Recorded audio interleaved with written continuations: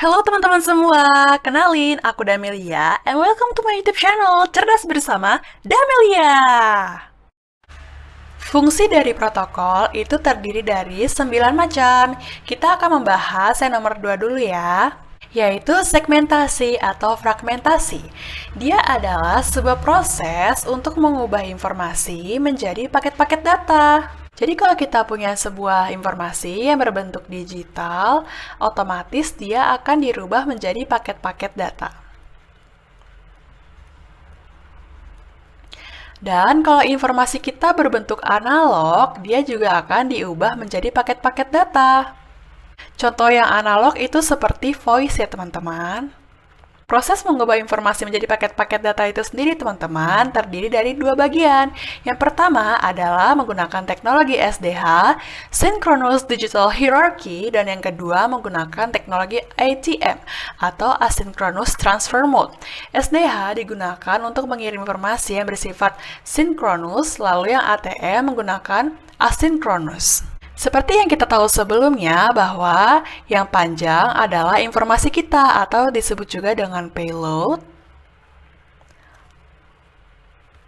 Lalu yang bagian depan adalah header-nya atau pembawa sebuah alamat. Kalau dalam SDH, paket ini disebut juga dengan Ethernet, sedangkan dalam ATM, paket ini disebut juga dengan cell. Satu Ethernet dalam SDH itu bisa menampung maksimal 1526 oktet. Sedangkan kalau dalam ATM sudah ditentukan, payload itu besarnya adalah 48 byte, sedangkan header besarnya adalah 5 byte.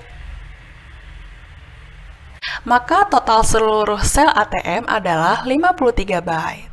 Kalian jangan bingung ya antara oktet dengan byte, ini adalah sinonim karena oktet adalah 8 bit. Dan byte juga 8 bit.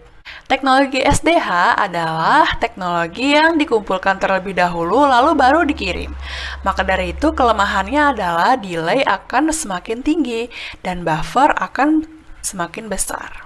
Implementasi teknologi SDH ialah pada EOSDH atau kita sebut juga dengan Ethernet over Synchronous Digital Hierarchy. Oh iya teman-teman, sel dalam ATM itu bisa disebut juga dengan PDU atau Protokol Data Unit. Lalu implementasi ATM adalah, misalnya saya mempunyai informasi yaitu voice, yang kedua adalah teks, dan yang ketiga adalah video. Voice mempunyai 100 byte, teks mempunyai 150 byte, dan video mempunyai 300 byte. Cara mengkonvert dia ke dalam sebuah sel-sel atau PDU ini adalah membaginya dengan 48 byte. Jadi 100 bagi 48 hasilnya ialah 2,083. Itu bisa kita bulatkan ke atas, yaitu sebesar 3. Lalu kalau 150 bagi 48 adalah 3,125. Kita bulatkan saja menjadi 4. Dan yang terakhir kita bagi 48 adalah 6,25. Kita bulatkan saja menjadi 7 sel. Nah, dengan pembagian sel yang telah kita ketahui sebelumnya, benefitnya adalah kita bisa mengetahui time to live-nya. Untuk apa sih kita mengetahui time to live? Jadi kalau kita review lagi ke dalam teknologi PS yang sudah kita pelajari sebelumnya, dia akan terbagi menjadi dua, ada yang datagram dan ada yang virtual path. Kalau datagram, dia menggunakan konsep best effort, dan kalau virtual path menggunakan konsep guaranteed. Kalau yang best effort, dia bisa terjadi loss. Karena tidak bersifat guaranteed. Artinya kalau kita mengirim sebuah email dan emailnya itu nggak sampai kepada kita, maka operator tidak akan bertanggung jawab apa yang terjadi pada email kita. Beda halnya dengan virtual path, karena dia guaranteed, maka ketika email kita tidak terkirim, dia akan mengirim email kita kembali sehingga sampai kepada kita. Selanjutnya, kita akan membahas fungsi protokol yang pertama, yaitu encapsulation. Enkapsulasi adalah sebuah proses untuk menambahkan header pada sebuah data. Misalkan saja kita menggunakan prinsip OSI layer, ini adalah TX-nya, dan ini adalah RX-nya. Pada basic layer atau layer paling bawah, informasi akan diberikan header sebanyak 1 kali.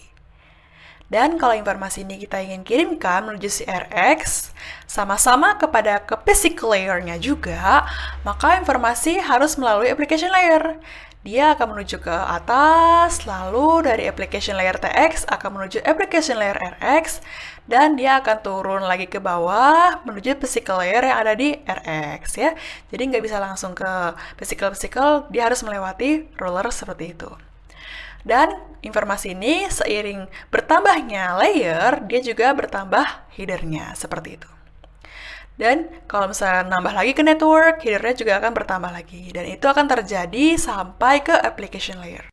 Dan ketika dia sampai ke application layer, informasi langsung bisa dikirimkan menuju si RX. Jadi perjalanannya seperti ini. Secara Nah, kalau misalnya dia berkurang ke layer yang paling bawah, header akan berkurang juga. Dan itu akan terjadi sampai ke physical layer. Gimana? Cukup dipahami bukan? Kesimpulannya dari pembahasan ini adalah gunakanlah layer yaitu TCP/IP agar lebih hemat dalam penambahan headernya.